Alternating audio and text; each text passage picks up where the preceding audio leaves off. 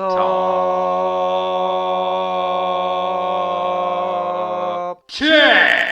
So this is our new segment, Top 10. Basically every episode I'm going to find a subject matter and do my own personal Top 10 list. Agree with it, don't agree with it, whatever. It's all a matter of opinion. If you don't like it, you know what? And you think that maybe on a certain list there should have been something that wasn't there, go on Instagram, Facebook, YouTube, Twitter, and our website at www.nothingsacredpodcast.simplesite.com. It's an easy site, simple to get to. Perfect. There you go. To go along with our topic this week of Superheroes Revisited. I'm going to start the very first top 10 with the top 10 Batman villains. It's gonna be some real shit. So, let's start with number 10. The Ventriloquist. The Ventriloquist and his little dummy, Scarface. What makes these guys really scary, is the Ventriloquist walks around with a dummy dressed like a gangster who he thinks is calling the shots, but obviously he's not. Or is he? I don't know. It's all so confusing. It's so confusing, because is he? Or is it really two guys? Because you could swear in some of the animated series he's walking by himself.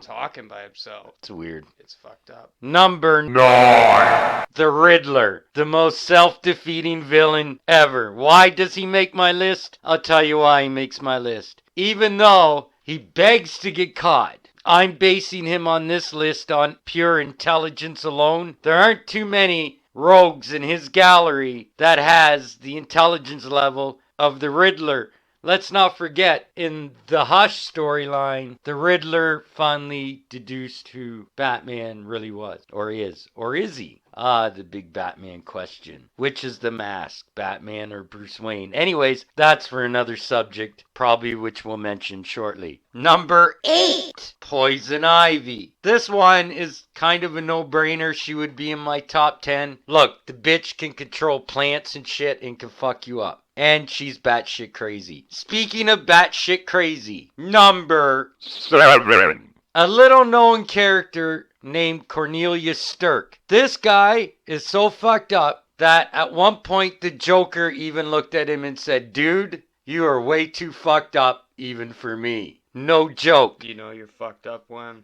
Basically, Cornelius Stirk suffered from a disorder that allowed him to project images from other people's minds. As an example, a child might see Santa Claus. And this guy, children, men, women, didn't matter. What he'd do is he'd abduct them, basically torture them, try to get the most fear out of them that he possibly can, because he believes that's where his pheromones come from. And then, I shit you not, while they're still alive, he cuts open their chest, rips their heart out, and eats it. Yes, even the Joker said this guy went too far. Number 6. Hush. If you know Hush at all, the character, it's, the story, it basically goes that Thomas Elliot, who is Hush, he was born not exactly right, if you know what I'm saying. Came from a wealthy family. He kills his family, gets their inheritance when he's young. He goes off, becomes a big badass,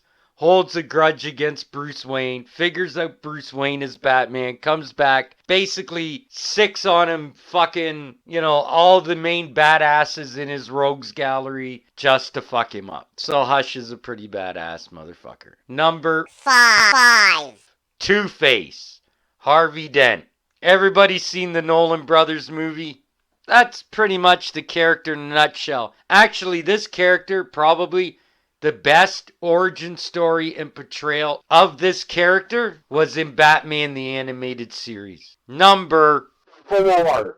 Scarecrow. Jonathan Crane. Guy's fucked up. I don't know what to tell you. He loves fear, does whatever it takes to invoke fear, and he loves mind games. Number 3. Catwoman. Catwoman has been an on-again, off-again love interest and has been an ally. But back in the day, she was the first reoccurring costume villain Batman ever had. She's been around a long time, and she was considered a villain for a long time. I know she's a favorite of the fanboys, especially when she's drawn right. Yes, I said it. Number 2! Ra's al Ghul, the Demon's Head. Everybody pretty much knows his story by now, I'm sure. But yeah, Mr. Eco-Terrorist himself.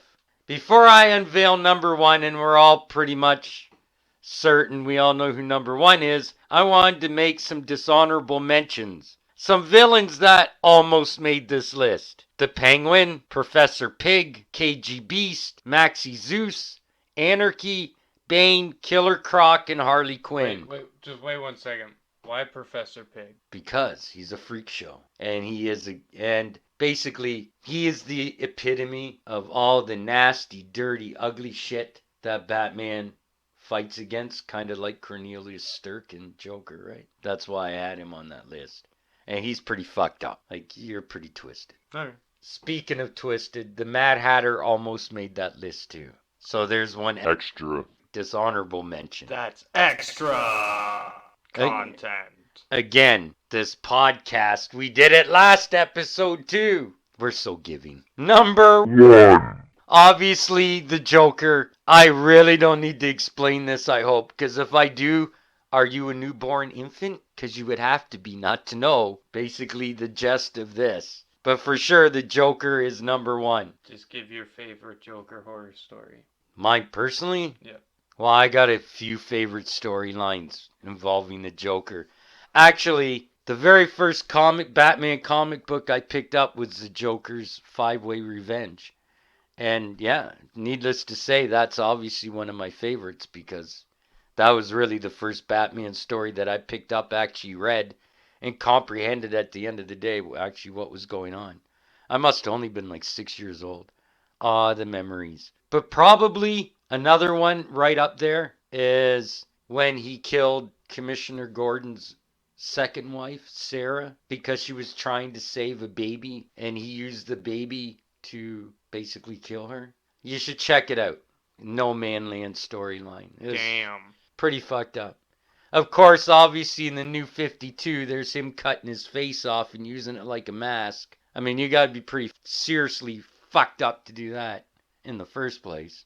Yeah, it's such a weird relationship too. It's like Sherlock Holmes and Moriarty, kind of. Oh yeah.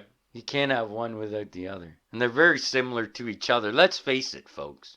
Just to wrap this up, but let's face it. To truly understand the Batman character, the only difference between him and the villains, at the end of the day, is he has a few extra morals going for him. But really, he's pretty fucking Looney Tune too, if you think about it. I mean, anybody that dresses up like that guy, you know, goes from rooftop to rooftop and beating the fucking shit out of criminals on a nightly basis in a battle that he knows he can't win at the end of the day. Fascinating shit. That's what fascinates me the most about Batman, is the whole psychology of his world. But that's a great segue into